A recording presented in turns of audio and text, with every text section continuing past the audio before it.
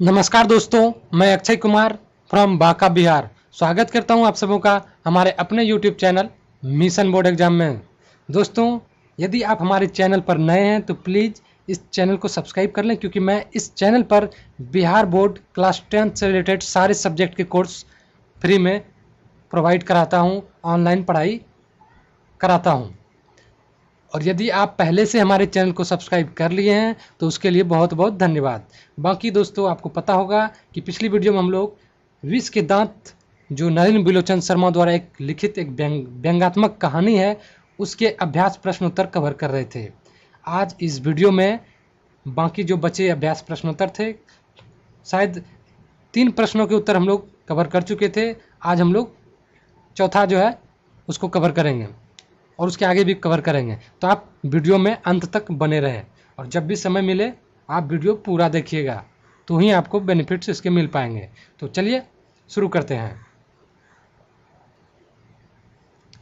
दोस्तों, चौथा क्वेश्चन है, सेन दंपत्ति खोखा में कैसी संभावनाएं देखते थे और उन संभावनाओं के लिए उन्होंने उसकी यानी खोखा की कैसी शिक्षा व्यवस्था तय की थी।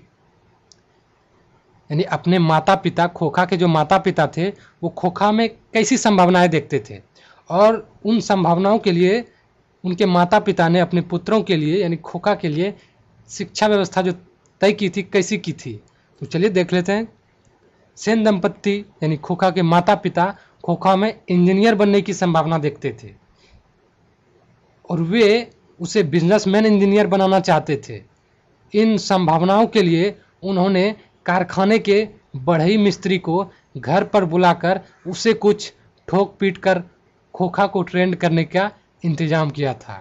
यानी सिंपल वे में अगर हम जाने तो उनके माता पिता ने अपने पुत्रों के लिए, खोखा के लिए क्या व्यवस्था किया था, क्योंकि उनके विध्वंसक कार्यों में भी उनके माता पिता उसमें इंजीनियर बनने की संभावना देखते थे और उसे इंजीनियर बनाने के लिए उनके लिए एक अलग व्यवस्था थी, शिक्षा व्यवस्था थी। उनके पिता ने एक कारखाने के बढ़ई मिस्त्री को अपने घर पर बुलाकर उसके साथ खोखा के साथ ठोक पीट करने का आदेश दिया, ताकि खोखा अभी से छेनी हथौड़े जो है उससे वाकिफ हो सके। तो जिस वजह से उनकी शिक्षा व्यवस्था का क्या व्यवस्था किया था, उसके माता पिता ने कारखाने के बढ़ई मिस्त्री को घर पर बुलाकर ठोक पीट करने का जो है इंतजाम किया था, ताकि वो अभी से इस चीज़ को लेकर इस फील्ड में वो ट्रेंड हो जाए। तो अगला क्वेश्चन हम लोग देखते हैं, क्वेश्चन नंबर 5।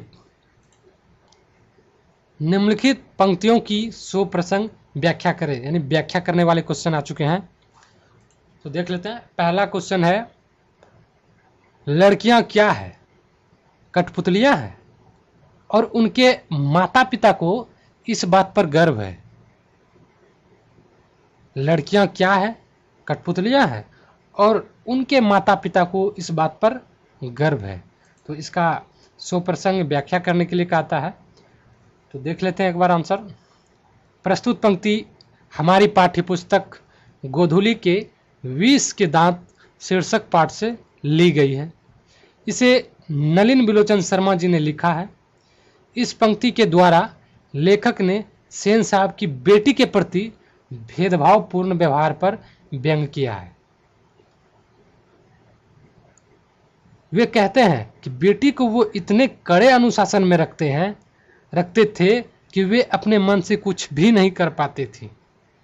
कठपुतलियों को जिस प्रकार हम अपने इशारे पर नचाते हैं ना, उसी प्रकार सेन साहब की मर्जी के बिना वे कुछ भी नहीं करती थी। कौन? उनकी बेटियां।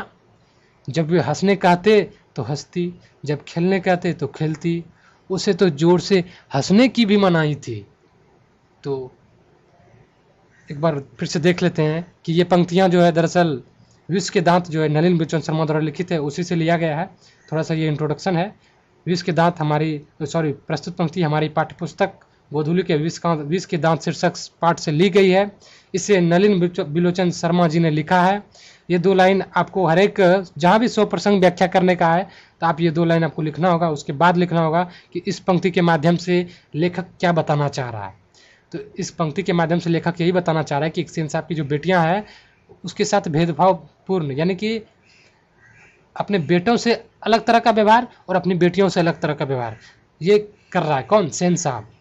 और बेटियों को इतने कड़े अनुशासन में वो रखते थे कि वो अपने मन से समझे कुछ कर ही नहीं पाता, बिल्कुल कठपुतलियाँ की तरह। कठपुतलियों को जिस प्रकार इशारों से नचाते हैं, ये करो तो ये करो, वो करो तो वो करो, मतलब जब जैसा चाहे वैसा, बिल्कुल इशारे पर नाचना कठपुतलियों की तरह।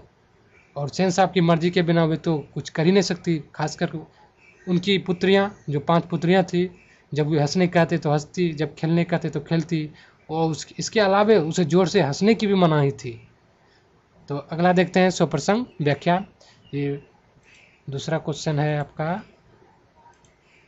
हाँ, खोखा के दुर्ललित स्वभाव के अनुसार ही सेनों ने सिद्धांतों को भी बदल लिया था।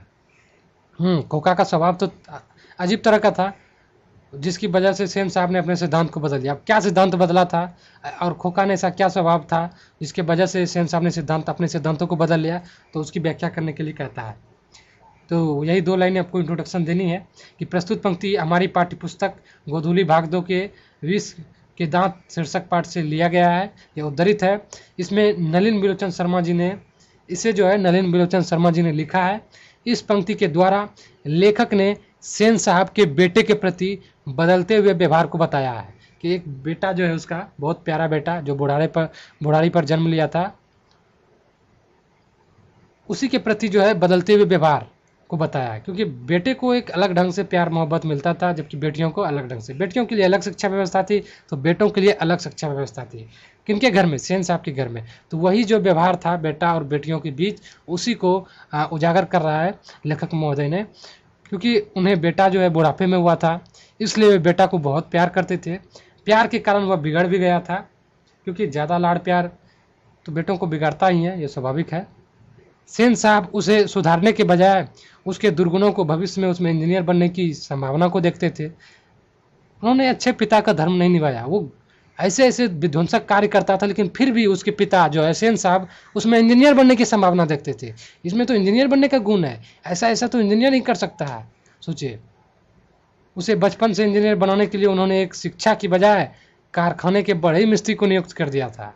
उन्होंने उसको अच्छी शिक्षा देनी चाहिए, बट उसके बजाय जो है कारखाने के एक बढ़ई मिस्त्री को बुलाया था घर पर, और उसके साथ क्या किया था? ठोक पीट करने का आदेश दिया था कि बेटा तुम इस बढ़ई मिस्त्री के साथ जो है ठोक पीट किया करो, ताकि अभी से ही तुम्हारा जो हाथ है, उंगलियां हैं, इस छेनी हथौड़ों से क्या हो, अच्छी तरह से वाकिफ हो जाए। इस प्रकार क्या हुआ, बेटे के बदलते दुर्ललित स्वभाव के अनुसार सेन साहब ने क्या किया, अपने सिद्धांतों को ही बदल दिया। यानी उसका सिद्धांत क्या होना चाहिए कि बेटे को एक अच्छी एजुकेशन देनी चाहिए, बेटे बेटियों के बीच जो है समान व्यवहार करनी चाहिए, दोनों के बीच भेदभाव नहीं होनी चाहिए। इस तरह का सिद्धांत होना चाहिए एक पिता का। लेकिन क्या किया, अपने बेटों के दुर्ललित स्वभाव के कारण उन्होंने अपने सिद्धांतों को ही बदल दिया। ठीक है, बाकी वीडियो ज़्यादा लंबा ना हो जाए, इसलिए जो है यहीं पर समाप्त करते हैं। बाकी मिलते हैं अगले वीडियो में। धन्यवाद।